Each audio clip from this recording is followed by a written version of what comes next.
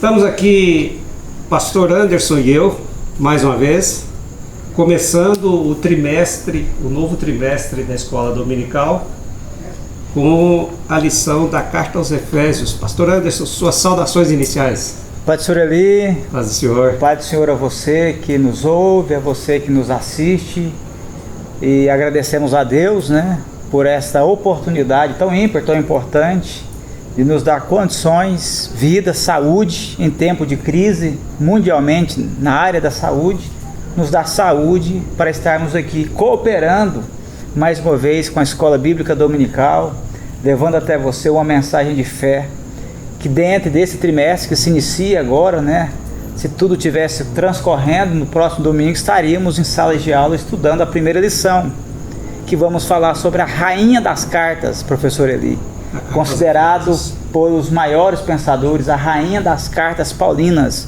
a carta aos Efésios, Não saia daí, continue conosco. Deus tem uma palavra de bênção para a sua vida. Amém. Pastor Anderson, nós já falamos do tema do trimestre. No outro bloco inicial eu já apresentei o autor dos comentários do trimestre, o pastor Douglas Batista, que comentou recentemente uma lição para nós. Isso. E agora entrando na lição, a lição que fala dos destinatários da carta, o título da lição, Carta aos Efésios, saudações aos destinatários.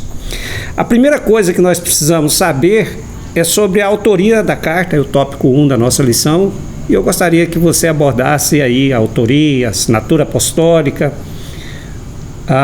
o fato de que foi uma epístola escrita da prisão e a data provável da carta. Pois bem, a carta escrita à cidade, aos irmãos de Éfeso, ela foi escrita, nós acreditamos que foi escrita pelo apóstolo Paulo. Acreditamos que ela faz parte de todo o compêndio dos escritos paulinos. Há uma linha de pensamento que tenta contradizer ou te retirar de Paulo a sua autoria. Por exemplo, uma linha dos marcionitas, eles alegam que o vocabulário de Paulo, do autor da epístola aos Efésios, não usa o mesmo vocabulário do apóstolo Paulo. Aí surge então uma pergunta questionando, fazendo uma contraproposta. Seria Paulo, sendo um cidadão culto, será que ele não poderia escrever uma epístola destinada a uma cidade, a uma cultura diferente de outros lugares, usando um vocabulário também diferente? Então a questão do vocabulário, ela nos parece pobre para, em cima dela, definir-se a autoria ou não de Paulina.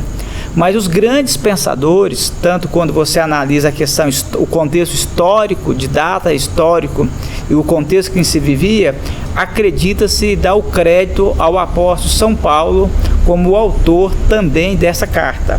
Há quem diga que ele escreve a carta aos Efésios e de imediato já escreve a carta aos irmãos em Colossos, cartas também escritas da prisão. Diga-se de passagem, todas essas cidades próximas ali na Ásia, Colossos, todas. Éfeso. O que nós precisamos entender, e é uma área que a igreja às vezes ela não debruça tanto, porque às vezes ela não traz por parte da sua membresia, dos irmãos, dos ouvintes, uma aceitação, é a questão geográfica, Mas é um assunto que nós precisamos também atentarmos a ele, a questão geográfica, porque a questão geográfica, professor Eli, ela nos ajuda a entender, por exemplo, as viagens missionárias de Paulo, por onde ele passou. Então, as igrejas da Ásia, e elas estão agrupadas lá em Apocalipse, quando João escreve as 7 cartas, aquelas igrejas, aquela região, na verdade, eram regiões, como sendo cada igreja daquela, como se fosse uma capital, uma região metropolitana. Sim. Todo dentro do contexto do território da Ásia. E Éfeso era uma cidade, era uma igreja, era uma cidade principal e em torno dela havia outras cidades que eram influenciadas por ela.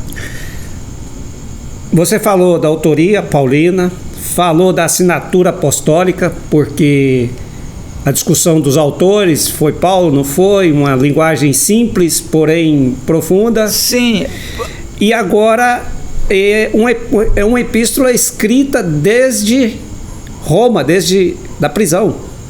Sim, é interessante nós linkarmos, fazer a junção de que ela foi escrita na prisão e que foi escrita por Paulo, quando ele chama a autenticidade apostólica. Por quê? Veja só, como poderia, abre-se aspas, um prisioneiro ser um homem de Deus? Como poderia um cidadão condenado pela justiça do seu país, pela legislação vigente, ser um homem de Deus, escritor, autor de sagrados escritos? Então ele começa dizendo: olha, eu sou Paulo, apóstolo de Jesus Cristo. Ele faz essa colocação, quando ele invoca essa autenticidade apostólica, ele responde dois grupos de pessoas, professor Eli. Ele responde os inimigos ímpios, que o questionam, e aqui eu abro um parênteses, e muitas pessoas podem olhar para mim, para você, e dizer assim: mas esse não era aquele ali? Esse não era aquele Anderson que vivia errante pelo caminho? Éramos. Mas em Cristo Jesus agora, somos nova criatura. Então ele responde a essas pessoas, e ele responde também questionamentos internos dentro da igreja. Por quê? Tinha uma classe de pessoas lá, que eram os nicolaítas. Eles tinham duas funções internamente da igreja. Era contestar a autenticidade dos apóstolos, do apostolado de Paulo, e também deturpar a liturgia do culto. Então, ou seja, quando ele disse: olha, eu sou apóstolo, convocado, ordenado por Jesus. Legitimado. Não é um prisioneiro qualquer. Sobrepõe-se que ele era prisioneiro não por crimes civis, mas era prisioneiro, e nas suas cartas ele ainda coloca prisioneiro de Jesus Cristo. Não de Roma. Não de Roma. Não do pecado. Não do pecado. O motivo que levou ele à prisão não foi um delito criminal, civil, eleitoral. Foi a proclamação do Evangelho. Sofrer pela causa de Cristo Jesus. Escrita, fechando o bloco, por volta de 62 aproximadamente, né? Essas datas, elas são muito imprecisas.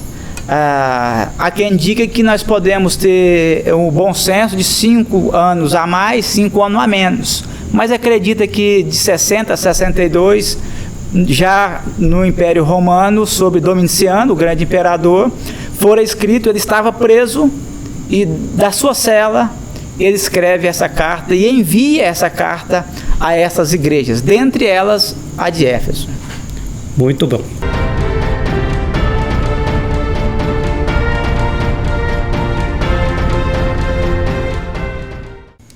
Pastor Anderson, tópico 2 da lição, bloco 3 do programa. Os destinatários, dentro desse bloco, temos de falar sobre a cidade, sobre a religiosidade existente em Éfeso e sobre a igreja de Éfeso. Uma coisa me chama a atenção dentro desse tópico, é a religiosidade e a religião. O conceito de religião, religar o homem com Deus. Jesus Cristo nos religa a Deus. Deus estava em Cristo reconciliando o homem, o mundo com Deus. Agora, a religiosidade perde o foco de Deus. Explica isso para nós. O que poderíamos definir como religiosidade? Como você já disse, que não é a religação. Religiosidade, poderíamos dizer que é tudo que tem até uma intenção de ligar-se de novo a Deus, mas que não alcança esse êxito, ou que tenta fazer isso por meios que não seja o meio através de Jesus Cristo. Por exemplo, a cidade de Éfeso, ela tinha na sua religiosidade um templo a uma deusa que era considerado pelos gregos uma das deusas mais importantes, que era a deusa Diana. Assiduamente as pessoas frequentavam esse templo e faziam seus cultos ofertados à deusa Diana, pedindo proteção, tentando buscar nessa deusa uma religação com algo superior, com algo divino. Isso é religiosidade, porque por mais que as pessoas lá, professor Eli, elas seguiam um ritual, eram devotas, vamos usar aqui um termo da teologia, eram dogmatizadas, elas seguiam à risca tudo que era proposto ali, eram fiéis àquela cultura religiosa, mas elas não alcançavam o objetivo maior, que é a religação com Deus. Por quê? Ao invés de voltar-se a Cristo, ela buscava um caminho paralelo, que era no caso de Ana. Quando Jesus vem e se coloca como sendo um único mediador entre Deus e o homem, o que ele está dizendo? Olha, não existe nenhum outro Deus, não existe nenhum outro caminho, por isso que ele se auto-intitula: eu sou o caminho, verdade e vida, que leva você a Deus. Quem me vê ao meu Pai, quem vem a mim, o meu Pai o recebe por seu.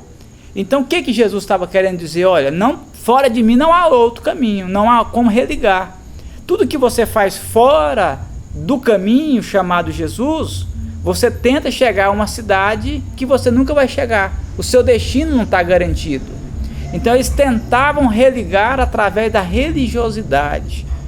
E nós precisamos, professor Eli, estarmos atentos, nós, os cristãos, hoje, porque às vezes nós fomos perdendo ao longo dos anos aí um pouco da essência doutrinária da ligação através de Cristo, e o decorrer desse trimestre, da carta a Efésios, fala muito sobre isso, e nós vamos criando muitos dogmas na igreja, né? Vamos tornando a igreja também apenas um ser, um ambiente, uma instituição religiosa. E a igreja não é uma instituição religiosa, ela é, no ponto de vista governamental, para o governo, mas para nós não. Para nós a igreja é um organismo vivo, que ela se religa a cada dia a Deus através da obra de Calvário de Jesus Cristo. Pastor Anderson, a carta foi escrita, nós falamos no tópico, no bloco anterior, no tópico anterior, foi escrita nos anos por volta de 60, 62, depois de Cristo. Pouco tempo depois, em Éfeso se via problemas. Imagine hoje, 2000 anos depois. Automaticamente, esses problemas inúmeros aumentaram gradativamente, e hoje, com esse mesmo acesso que estamos tendo aqui, essa mesma ajuda em potencial da mídia que estamos utilizando hoje para o bem, essa mesma mídia utilizada por mãos erradas ou por finalidades que não sejam cristãs, ela ajuda também, vamos aqui pegar um gancho com a mídia, ela ajuda também a difundir essa falsa religiosidade. Por quê? Éfeso era uma cidade importante. Ela não era a capital de Roma, ela não era a capital do império, era uma cidade grega que estavam sobre todos os continentes sobre o Império Romano, porém ela era uma das cidades principais da antiga Grécia. Era uma cidade portuária, era uma cidade que tinha o comércio atrativo, em potencial. Dela, as mercadorias que se chegavam eram redistribuídas para outras cidades. Era uma cidade, usando aqui uma linguagem que hoje é muito comum aí na política, cosmopolítica. Era uma cidade que a sua rua principal, ela não era asfaltada com betume, ela era de mármore. Uma cidade rica, próspera, imponente, que impunha-se o seu valor de mercado, de importância sociopolítico. Então, essa cidade, com certeza, ela recebia também, professor Eli, pessoas de diversas partes do mundo. Daí também vem a diversidade religiosa, a busca por uma religião, por se encontrar, se religar. Esse campo foi favorável a isso também. Só que, em contraponto a isso, nós podemos observar um ponto positivo, que essa mesma cidade, com esse poder de comunicação, que não era essa mídia que temos hoje, virtual, mas é uma cidade que dali partia para vários lugares, com várias estradas. Dali o apóstolo Paulo faz-se uma base missionária, e dali a palavra de Deus também foi espalhada, expandida e levada para muitos outros. Tanto é, eu aqui abro um parênteses, para Marcos Barth, ele diz nos seus escritos que a epístola aos Efésios, ela tem 3 aspectos. Ele cita o primeiro aspecto da epístola, a sua universalização. A universalização no campo da atuação da Trindade. Ele entende que a epístola aos Efésios mostra a atuação da Trindade. Segundo, ele diz que a epístola, ela faz uma autoproclamação das doutrinas. E por final, aí vem de acordo com o nosso pensamento de hoje, ele fala que a epístola aos Efésios, ela trata da evangelização. Por quê? Justamente por ser uma cidade importante, dela se distribui para as outras. Então, dela também, professor Eli, foi distribuída para as outras cidades as boas novas em Cristo Jesus, através das obras missionárias do nosso irmão apóstolo Paulo. No próximo bloco, nós vamos falar do propósito da mensagem da carta aos Efésios. Lembre-se, estamos na aula introdutória do primeiro trimestre, aula introdutória no qual nós vamos estudar a carta aos Efésios. No decorrer do trimestre, professor Eli, todos esses pontos, essas abordagens, né, que estamos fazendo aqui de forma assim,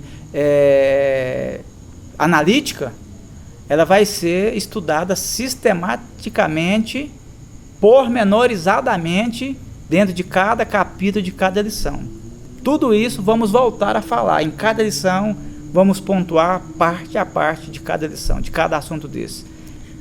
Portanto, enquanto cumprimos as ordens das autoridades sanitárias de estarmos em quarentena, você tem acesso à escola dominical por aqui. Passado isso, frequente a escola dominical presencial no templo. Congregue. Estejamos juntos. Esteja junto. A você que está nos ouvindo e nos vendo, replique esse link que vai ser postado, que chegará a você, para um amigo, para uma pessoa. É só um testemunho, professor Eli. Para várias pessoas fora dos nossos grupos da igreja, eu tenho postado esses links nossos e tenho recebido muitos retornos positivos. Pessoas não crentes. Hoje estive na casa de uma pessoa e ela disse: pastor, eu chorei ouvindo as palavras, porque tinha algumas coisas da Bíblia que eu não estava entendendo e me trouxe luz. Outra pessoa de outras cidades, testemunhando, está sendo edificados num momento tão difícil, que é o momento de ficarmos trancados em casa, como aqui muitos costumam até usar essa expressão, trancados em casa, presos em casa. Então ajude você, tem alguém que está doente, tem alguém que tem alguma dúvida, envie esse link. Com certeza, dentro dessa explicação teológica, Deus terá uma palavra para a pessoa que você estará contribuindo assim com a vida dela.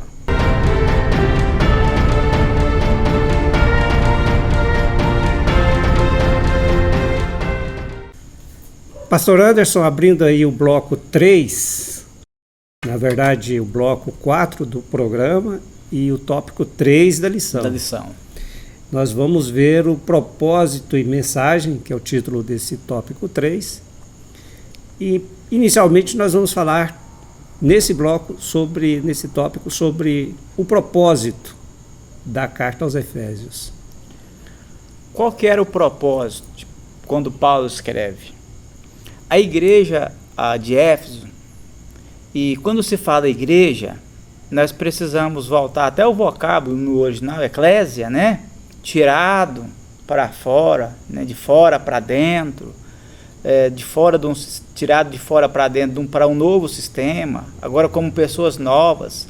E essa igreja que nós vivenciamos, isso não só se aplicou-se a Éfeso, como também se aplica a nós hoje como igreja. Que essas mesmas dificuldades que Éfeso teve no passado, nós temos hoje no presente. Inclusive, professor Eli, essa carta aos Efésios, ela é considerada por muitos pensadores, estudiosos da palavra, sendo uma das cartas paulinas mais atualizada do momento, que mais se aproxima à nossa atualidade. Então, no passado e hoje, podemos dizer que essas dificuldades, elas se repetem. Mas voltamos à originalidade da igreja em Éfeso. O que ocorria ali? Pessoas foram chamadas por Deus, através da sua graça, do propósito da salvação, através de Cristo, e elas alcançaram essa graça. Agora vieram, se tornaram igreja. Ali veio pessoas de famílias distintas, de culturas distintas, países distintos, de pensamentos diferentes, pessoas de várias classes de poder econômico e social, cultural. Então ali misturou-se todo o povo, congregou-se um povo heterogêneo. Agora, a palavra de Deus, ela vem para normatizar essas pessoas, as divergências, e existiam sim divergências lá. Quando a gente fala sobre o culto à deusa Diana, nós não podemos ser ignorantes que muito desses aspectos ou características desse culto, eles não deixaram de existir depois na igreja. Por exemplo, se nós trazermos para os nossos dias, só para a gente fazer uma exemplificação, nós fomos criados aqui no nosso país, principalmente um país ainda era considerado até pouco tempo um país rural. Todos nós temos uma ligação ou outra com uma fazenda, com a área rural, com aqueles ditados, aqueles conceitos, preceitos lá da fazenda. Muitas pessoas dizem assim, é uma superstição. E nós, às vezes, como crentes, ainda mantemos algumas superstições, como tradição de família, mas isso aprendi da minha avó, o meu avô dizia isso, pensava assim. Às vezes inconscientemente, até às vezes acreditando, professor Eli, que isso não traz nenhum malefício à nossa fé.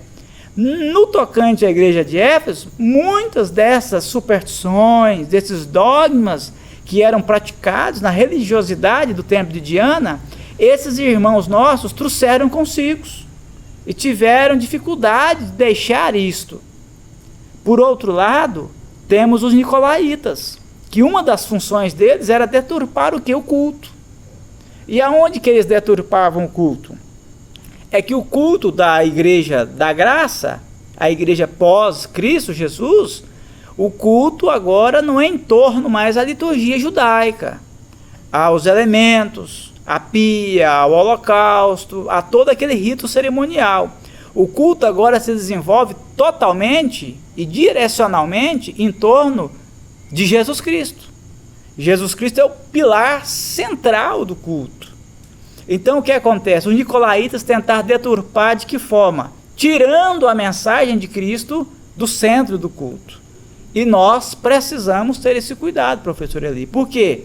Porque senão, e nós até observamos isso, infelizmente, em algumas igrejas, que hoje se cultua mais a personalidade humana do que o próprio Cristo Redentor das nossas vidas.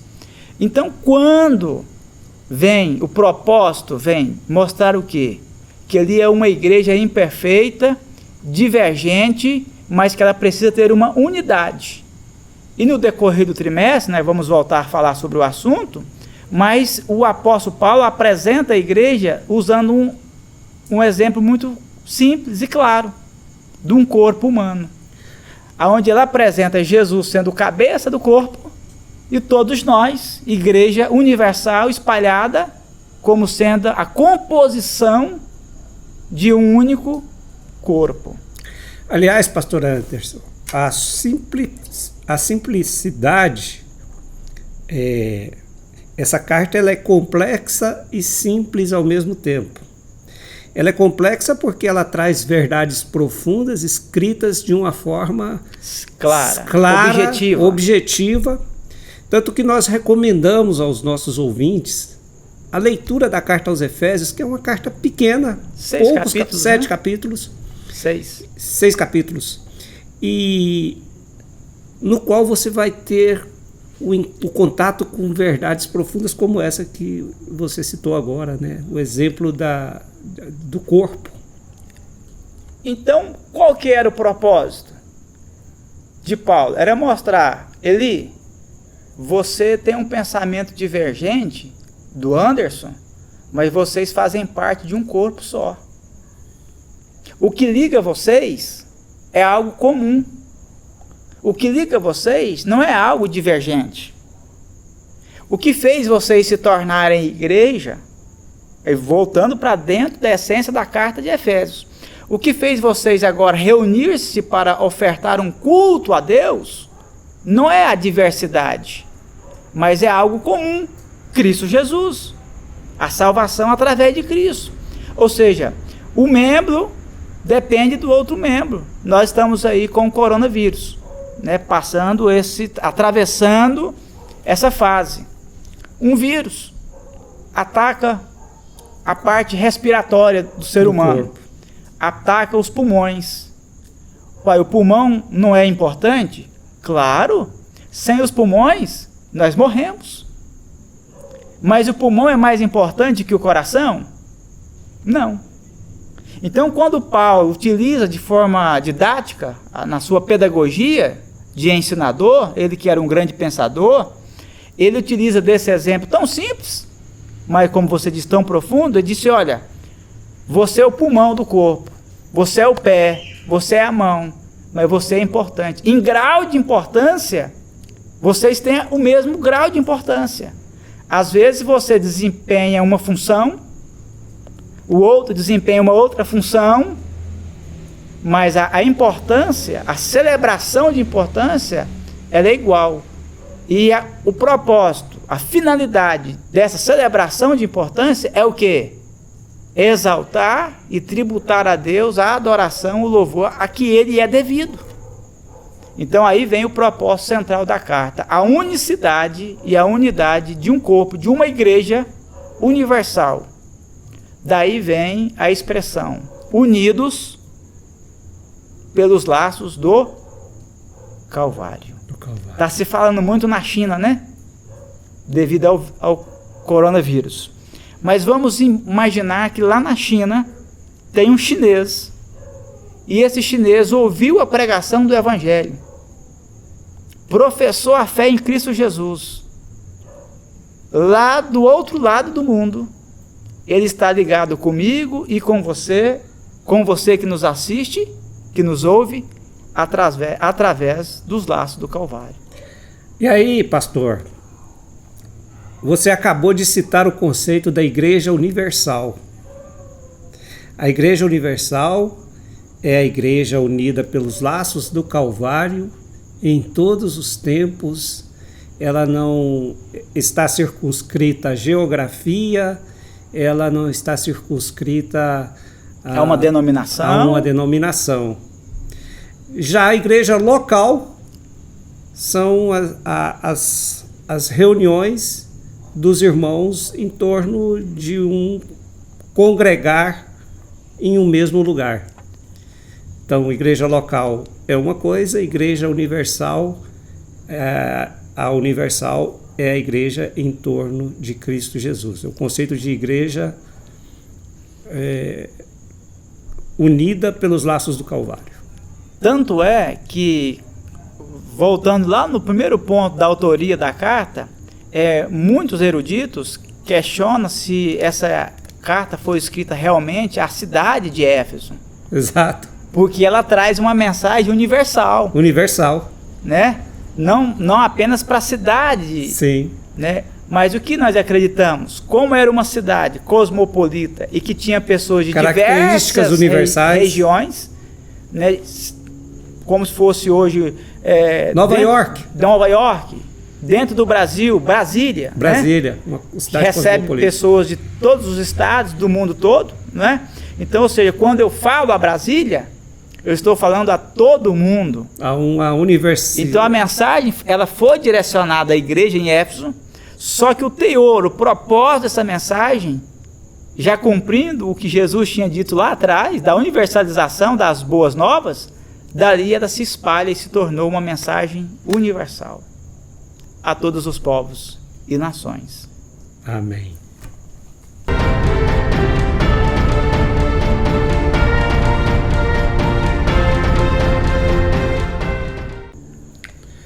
Pastor Anderson, falando aí acerca da mensagem, do propósito da carta aos Efésios, eu quero ler aqui o verso 1 e o verso 2 do capítulo 1, que está na leitura bíblica em classe, que diz: Paulo, apóstolo de Jesus Cristo, pela vontade de Deus, aos santos que estão em Éfeso e fiéis em Cristo Jesus, a vós, graça e paz da parte de Deus, nosso Pai, e do Senhor Jesus Cristo. Pastor Anderson, em relação à mensagem da carta aos Efésios, pensando nesses dois versos, falando dos santos e dos fiéis, que mensagem é essa? Veja só, se o propósito dessa carta foi de lembrar os irmãos em Éfeso que o propósito era a unidade da igreja, aí ele vem e começa dizendo assim: aos santos. Primeira coisa, ele não vem amaldiçoando ou desfazendo aquela igreja. Até para ele fazer a sua exortação pastoral, como apóstolo ali, ele faz um chamamento de reflexão aos santos. O que ele diz com isso? O que ele quer dizer? Lembre-se que vocês são santos. Lembre que vocês são santos em dois aspectos. Primeiro, imposicionalmente, quando aceitaram a Cristo, em posição em Cristo Jesus, se tornaram santos, foram declarados santos. Interessante, professor Eli, nós encerramos o trimestre passado falando sobre doutrina da salvação. Foi. Na carta aos Efésios, você não vai ver as palavras regeneração, adoção, justificação. Porém, a mensagem dessas três palavras, ou a ação dessas três palavras, está contida em toda a epístola. Olha, vocês posicionalmente em Cristo Jesus tornaram-se santos. Estão desenvolvendo agora a santidade gradativa, processual. Então vocês precisam entender que o comportamento de vocês a partir de então não pode ser um comportamento divergente. Vocês não podem ter um comportamento como igreja, porque Paulo agora estava tratando eles agora como igreja na terra, como sal da terra, como luz do mundo, usando as palavras de Jesus. Como igreja, vocês precisam manter essa santidade. Melhor dizendo, vocês precisam demonstrar às pessoas que vocês são santos. Através de quê? Das obras de vocês, das ações, através do comportamento de vocês.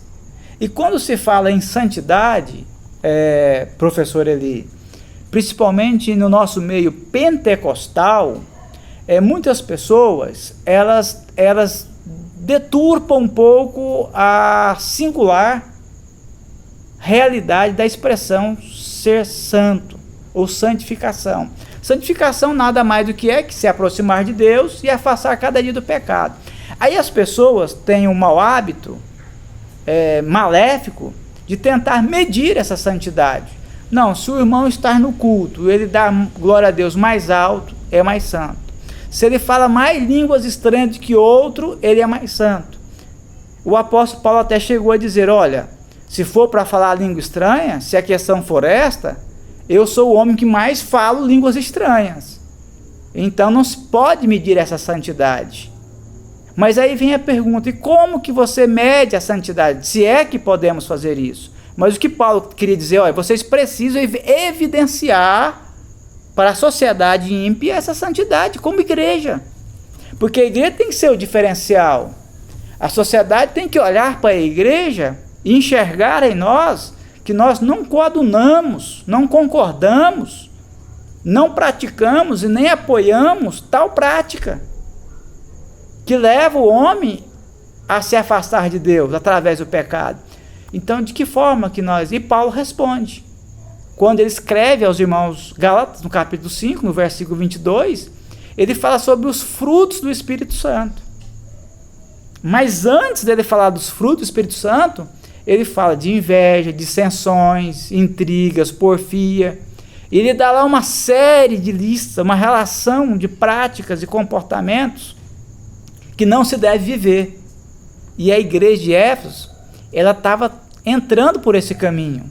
Então Paulo, no seu propósito, chama a igreja a voltar a ter uma unidade em Cristo, lembrando que o guia da igreja, o chefe, o condutor, é Cristo Jesus, o cabeça pensante da igreja, e que nós somos irmãos um dos outros, co-irmãos pela graça. Agora, irmãos santos. E o fruto do Espírito Santo, quando você lê lá, é amor, cooperação, bondade, pureza.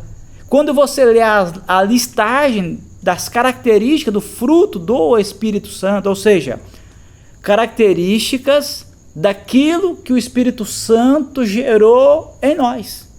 É como se Paulo estivesse dizendo, olha, vocês agora são santos. Por que vocês são santos? Porque o Espírito Santo gerou em vocês um fruto.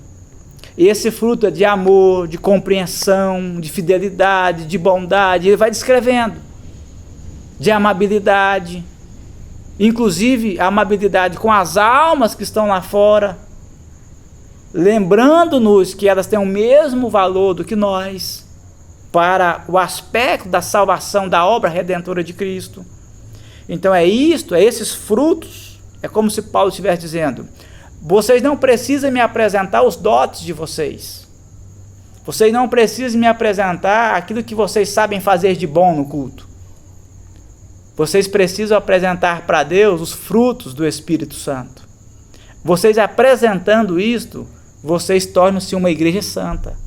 Agora, requer de nós, a cada dia, que nós continuemos no processo da santificação em Cristo Jesus.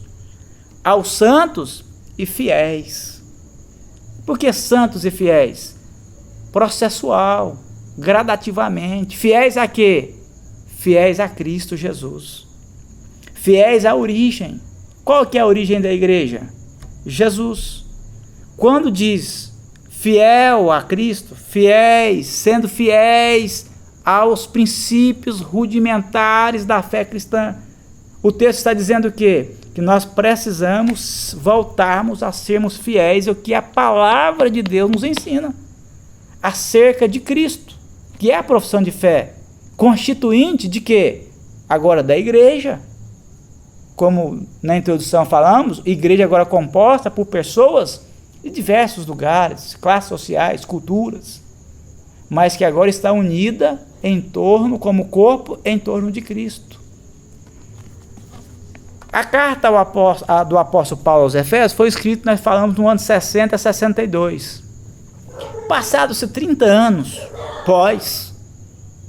já bem velhinho de idade, na ilha de Patmos, assim acreditamos, outro apóstolo, discípulo de Jesus, o nosso irmão João, o amado João, ele escreve o livro das Revelações, o livro do Apocalipse.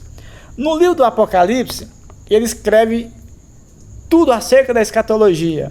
Mas antes, professor, ele direciona 7 cartas a 7 igrejas. Dentre elas, no capítulo 2, abre-se as cartas com a igreja de Éfeso. E ele fala sobre a igreja de Éfeso, das suas qualidades, mas ele faz uma queixa. Na verdade, ele faz uma queixa convite. Ele detecta a falha e faz o convite. Por quê? Porque é importante observarmos isto. E até para ajudarmos a compreendermos o processo da santificação. Porque tem muitas pessoas que imaginam que o ser santo, a santificação da igreja, é algo que quando você quebra ela, não tem conserto mais. Eu pequei, deixei de ser santo, acabou-se, de forma alguma. Eu pequei, como pecador sou, diz Paulo, de todos os pecadores sou o maior deles.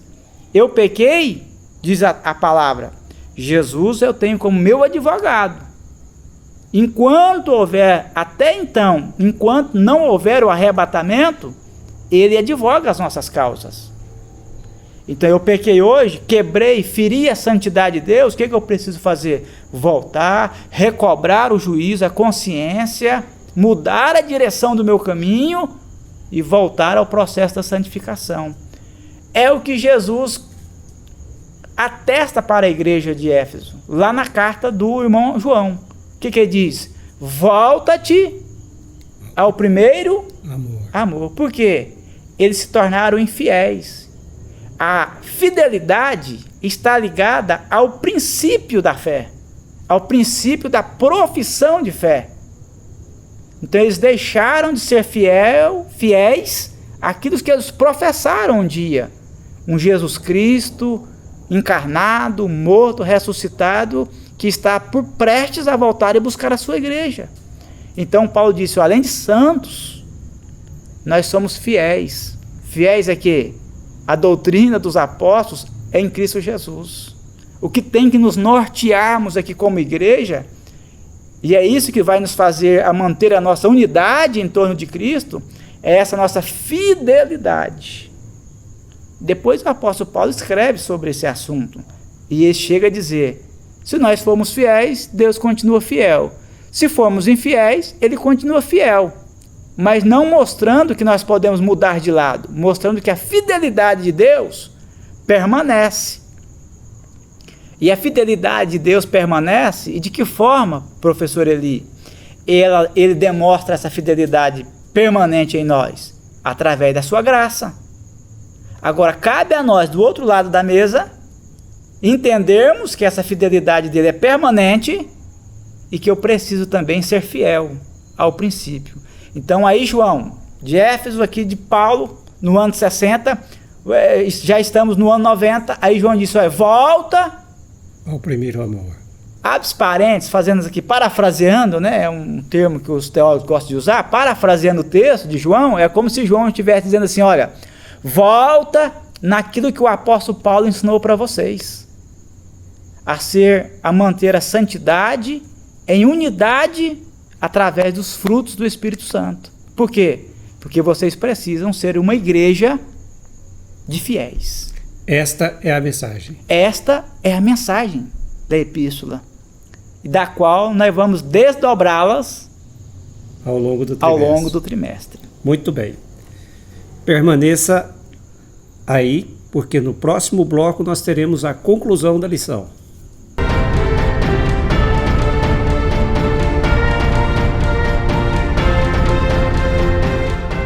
Pastor Anderson, fechando esta lição tão importante, a lição de abertura do trimestre, eu gostaria que você fizesse um resumo da lição, que é, na verdade, um resumo da salvação. Por favor. E já concluindo, faça a oração final. Professor Eli, se o propósito da lição é de mostrar-nos que nós precisamos viver como igreja a unidade em torno de Cristo, e que na sua mensagem, como instrumentos para alcançarmos essa proposta, esse propósito, Paulo nos lembra sobre a nossa santificação, comportamentos santos e fiéis.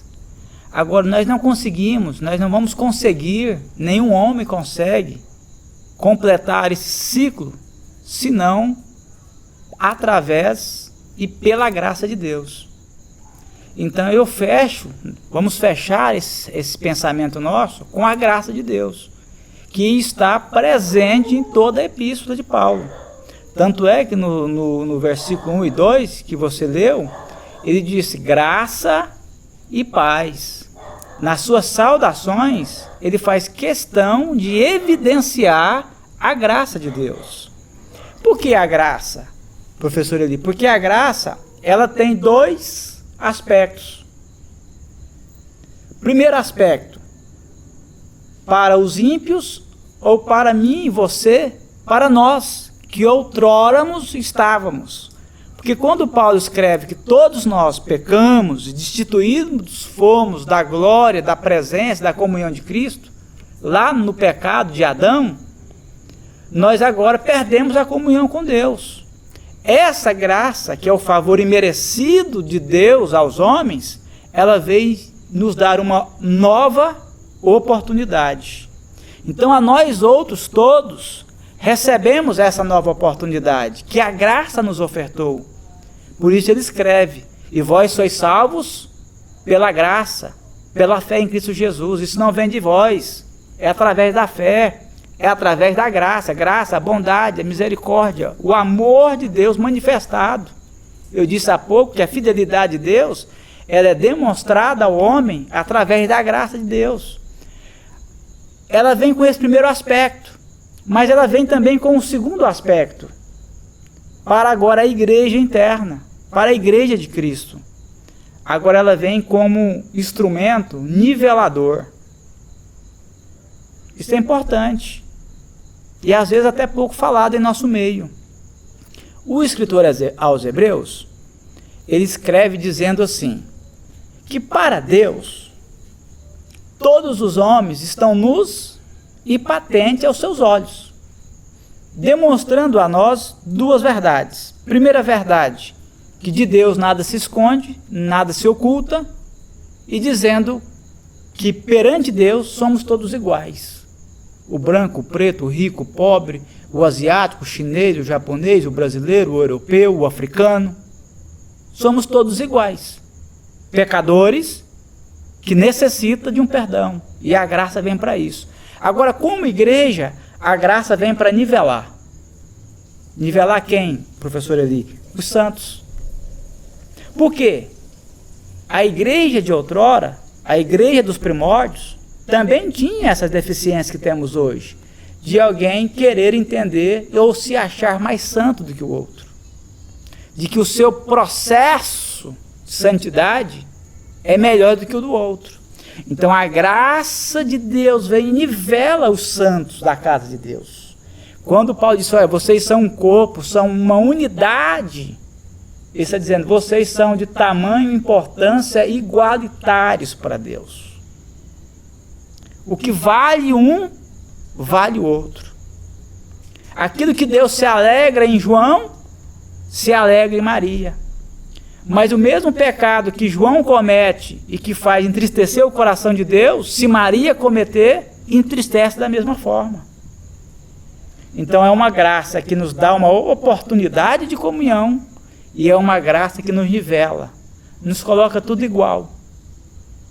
Nos coloca tudo ovelhas do mesmo pasto, de um mesmo pastor, de um mesmo alimento. Por isso que o apóstolo São Paulo, em outra ocasião, ele vem e escreve dizendo assim, sejais vós, como igreja, tenhais vós, como igreja, o mesmo pensamento e procedimento, no que tange a profissão de fé. Então, no que tange, professor Eli, a profissão de fé, nós somos iguais. Não tem diferença. Então não precisa haver divergências entre nós. Porque o céu é para todos nós. Domingo próximo agora é o dia que a nossa igreja reúne-se para sentarmos à mesa e celebrarmos a ceia do Senhor. Né? Você que é membro, que está em perfeita comunhão com o Senhor, não deixe de cear. Procure seu pastor, né? O nosso pastor Efraim está aí organizando, vendo uma maneira mais ideal, sem desrespeitar a legislação, para não deixar a igreja sem celebrar a ceia do Senhor. Olha que atitude linda. E por que nós sentamos para cearmos na mesma mesa? Olha a graça nivelando todo mundo. Cada um vai sair da sua casa, professor Eli. da sua tenda, com as suas colocações, com os seus entendimentos, com a sua cultura de vida, com os seus sentimentos, com as suas necessidades, divergentes uns de outro, mas num único sentido, de comunhão, em torno do quê? Do que nós falamos lá do começo, do princípio central do culto, Cristo Jesus, a obra de Cristo. E nós vamos sentar na mesa e cearmos juntos. Agora, só se senta na mesa os santos. Não por merecimento. Eu não posso sentar na mesa porque eu sou santo, porque eu mereço sentar na mesa. Eu vou sentar essa mesa, professor Eli, porque eu estou entendendo que a graça veio e ofertou-me a salvação. E a mesma graça agora está me ajudando a operar em minha santificação, nivelada com os meus irmãos. E agora nós sentamos todos juntos como irmãos, em comunhão, em unidade, que é o tema principal da carta aos Efésios, e vamos desfrutar, por que não dizer celebrarmos a ceia do Senhor Jesus. Porque a ceia, enquanto batismo, ele está dentro da profissão de fé, como ato de profissão pública, que agora eu mudei a minha profissão de crença, né? O batismo, repetindo mais uma vez, ele não é mais importante que a obra redentora da salvação, ele faz parte do contexto importante, porque o ladrão da cruz não teve a oportunidade de se batizar e foi salvo, mas ele faz parte. Então a graça me leva à profissão de fé, que me leva ao batismo, e através do batismo agora, através da mesma graça, me leva a sentar à mesa dos santos, professor Eli, eu e você, que éramos até então pecadores perdidos, e a graça agora nos nivela com os príncipes de Deus. Por isso que Paulo escreveu dizendo, aos santos, aos fiéis de Deus, graça e paz seja a vós, professor Eli. E paz é algo que nós estamos necessitando em dias de pânico, em dias de pandemia. Pastor, finalize orando pelos nossos ouvintes e falando do príncipe da paz. O príncipe da paz um dia disse assim, e as suas palavras se tornaram eternas, até porque ele é eterno.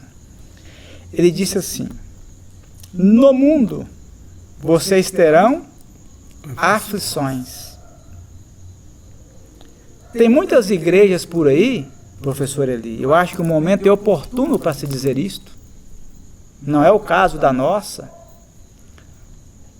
que tem ofertado às pessoas que se elas se tornaram crentes, como assim eles gostam de denominar, eles vão ter uma vida mudada, socialmente, financeiramente, uma vida quase que de um conto de fadas, uma vida que não vai ter nenhum problema, nenhuma diversidade.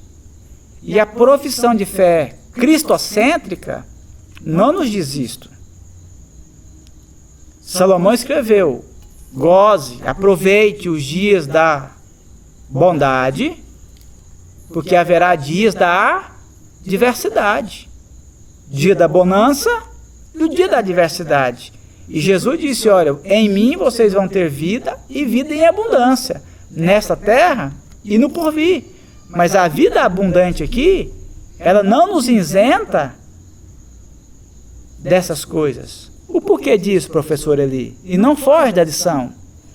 Porque tudo que nós estamos vivendo hoje, o malefício, esse mal que chegou à nossa nação, às nações, às nossas casas, é consequência do Éden. Tudo isso é consequência do pecado original do homem, que desencadeou. A Bíblia diz que a natureza gemeu, as criações gemeu, o homem. Então Deus deu uma sentença, e ele não pode voltar atrás. Agora, no meio dessa caminhada de aflições, no meio dessa caminhada de dores, Ele prometeu que Ele passaria conosco. E aonde é que nós estamos tranquilos? Estamos preocupados? Sim, somos seres humanos. Mas aonde que nós encontramos o refúgio da paz? Porque nós temos uma promessa de que Ele está passando conosco esse momento difícil, guardando as nossas vidas, guardando a nossa casa, guardando a nossa igreja, guardando a nossa cidade, a nossa nação, o planeta. Porque o profeta já tinha escrito: se não fosse as misericórdias de Deus, nós já teríamos no passado sido destruídos. Você que está nos ouvindo ou nos assistindo, que esse momento, que é um momento de grande aflição, tem roubado a sua paz, eu te convido a convidar Jesus para dentro da sua casa, porque Ele sim é o autor da paz. Ele é o que entra no barco com você, não sai do barco, e no momento da tempestade, Ele é o que pode acalmar a tempestade e trazer bonança, trazer tranquilidade, paz, e sobretudo Ele nos ensina sobre o domínio do controle está nas suas mãos. Que esse Jesus de paz invada a sua casa, invada a sua vida, invada a sua família, e que essa paz em Cristo Jesus possa ser permanentemente sentida, professada e vivenciada por você. Jesus é o maior e melhor antídoto para todas as crises. Fique tranquilo, não desespere. Aqui vamos passar por muitos outros momentos tempestuosos, mas lá na frente vamos cantar o hino da vitória, porque muito breve, professor Eli, assim cremos, esse Jesus que nós estamos falando hoje voltará para buscar esta igreja, e lá nos céus não haverá coronavírus, não haverá desemprego, choro e nem pranto, porque lá viveremos eternamente com Deus. Vamos orar, professor Eli? Vamos. Senhor nosso Deus e Pai eterno, te louvamos e te agradecemos por esse momento tão maravilhoso, onde podemos sentir, Senhor, a presença real do Teu Espírito Santo. Mas nesse instante queremos apresentar, Senhor, toda a humanidade. Senhor, desde o país, Senhor, que nós não conseguimos nem imaginar quantas pessoas lá tem. Quem são aqueles habitantes? Mas o Senhor conhece cada habitante da face dessa terra. Porque eles estão todos, diz o profeta, que tudo está contido na palma das tuas mãos. Então o Senhor conhece. O Senhor conhece cada um dos teus filhos espalhado por todo o território. Aonde tem um filho teu, uma filha tua, que o Senhor, meu Deus, coloque as suas mãos saradoras, as suas mãos protetoras, e sobretudo, Senhor, nesse coração angustiado, nesse coração perturbado, nessa mente, Senhor, inquieta pelos afazeres e os compromissos desta vida, que o Senhor, nesse instante, leve paz, que o Senhor seja o refrigério, a tranquilidade e a esperança, Senhor, de todos nós. Que a Tua presença, Senhor, seja real na vida de todos que nos ouvem e que nos assistem nesse instante. Assim oramos, Senhor, agradecidos, em nome de Jesus. Amém. Professor Eli, que a paz de nosso Senhor Jesus Cristo, como o apóstolo Paulo disse, e que a graça do bondoso e eterno Deus, através da comunhão e as consolações que o Espírito Santo gera em nós, esteja com cada um de nós, esteja com as nossas famílias, desde agora, não por hoje, não por essa crise, mas para todos sempre. Amém. E assim todos nós sejamos abençoados por Deus. Amém. Deus abençoe a sua vida. Deus abençoe sua casa. Professor Eli. Amém. Com a permissão do Senhor, regressaremos no próximo domingo, o dia 12 de abril, com a lição de número 2, que tem o título A Sublimidade das Bênçãos Espirituais em Cristo. Até lá, na graça e paz do Senhor Jesus.